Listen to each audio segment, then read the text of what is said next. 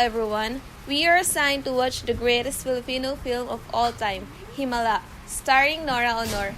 After watching the video, we will be discussing the elements of the story, analyzing and giving the moral value of the story. Thank you!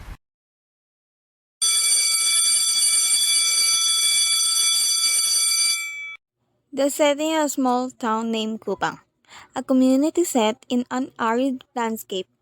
The townsfolk believed that the drought they were having was a curse placed on the uphan, the town for driving away a leper years before.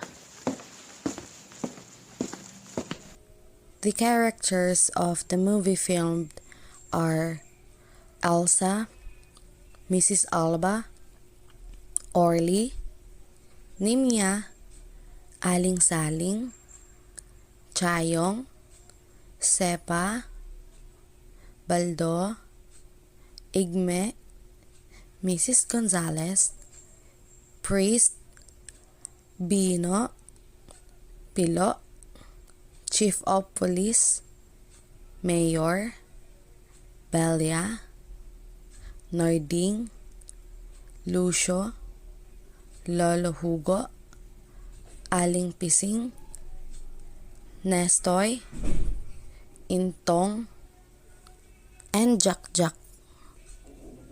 Kupang is a little town in an arid landscape where the story takes place. The residents of the community felt that a continuous drought was punishment for a driving away a few years ago. The girl claims to have an apparition of the Blessed Virgin Mary beside a treetop, the desolate hill where her adoptive mother Aling Saling found her as a newborn and a solar eclipse. Elsa immediately begins faith healing for the locals.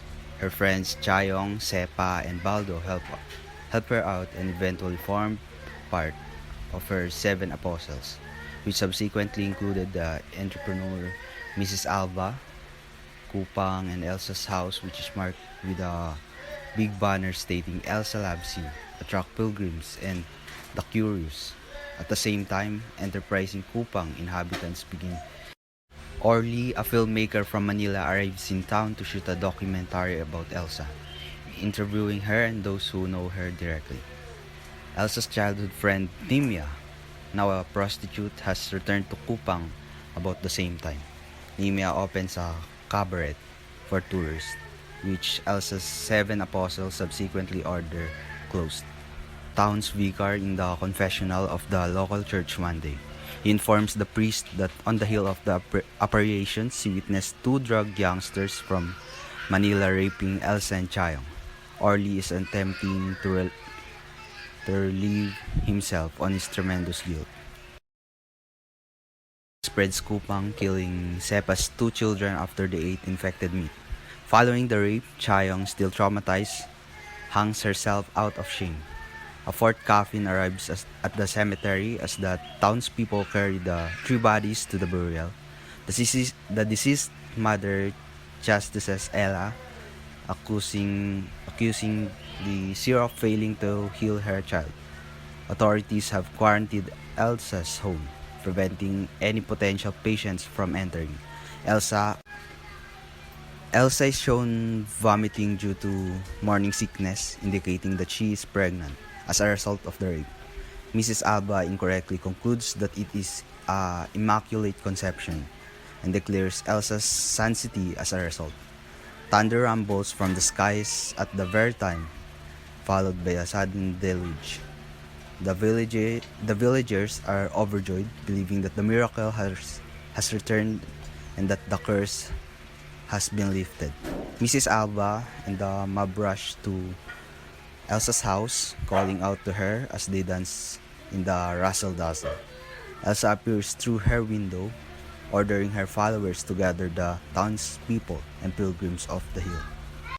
Elsa first hesitantly admits in front of the rapt audience that there were no miracles, no sightings of the Virgin, and that it is man who invents God's miracles and curses. A gun is shot at Elsa in the middle of her passionate speech, fatally injuring her. At the ensuing stampede, the elderly children and the infirm are hurt or murdered as a result of mass hysteria. Elsa breathes her final breath while gazing at the sky, enclosed in her mother Saling's arms.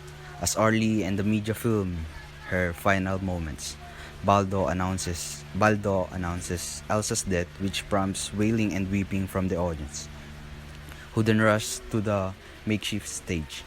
Elsa's followers pull her lifeless body lying as if she were crucified above the heads of the mob clamoring to touch her into a waiting ambulance. People scramble all over the hill to catch a glimpse of Elsa's ambulance speeding away. Sepa speaks to the audience against her husband's wishes, pronouncing Elsa a martyr whose devotion to the Virgin must be maintained. Sepa and the congregation get down on their knees and slowly make their way up the stairs.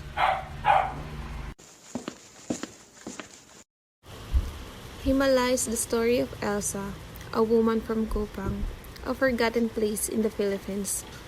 Her fantasies of a Virgin Mary changed her life and caused shocking hysteria in a poor and isolated northern village in the midst of a drought.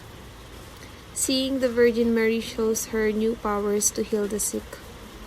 Soon, the whole village became a center of international attention as people from all directions gathered for a statue of a saint and a bottle of holy water for the village. Among the audience is a skeptical filmmaker trying to visually capture Elsa's healing powers, and some footage reveals a secret that Elsa has long been hiding from the world without her knowledge. The secret that led to her sister's suicide.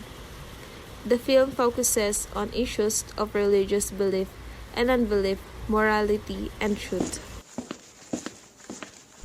The film revolves around Elsa, who claims herself as a miracle healer after seeing apparition of the Virgin Mary. The events shift as the conflict arises between belief and faithlessness.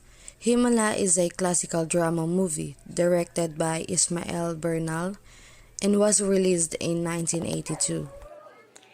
Himala is the story of Elsa, a barrier lass whose visions of the Virgin Mary change her life and cause a sensation hysteria in a poor, isolated northern village in the midst of drought. The film is centered on the issues of religious faith and faithlessness, morality, and truth. Elsa, in her speech on the drill, delivered the film's Himala. Moral value we've seen in the movie Himala is don't turn a blind eye in the truth, and ignorance to injustice system will bring suffer to many people. If almost gone, someday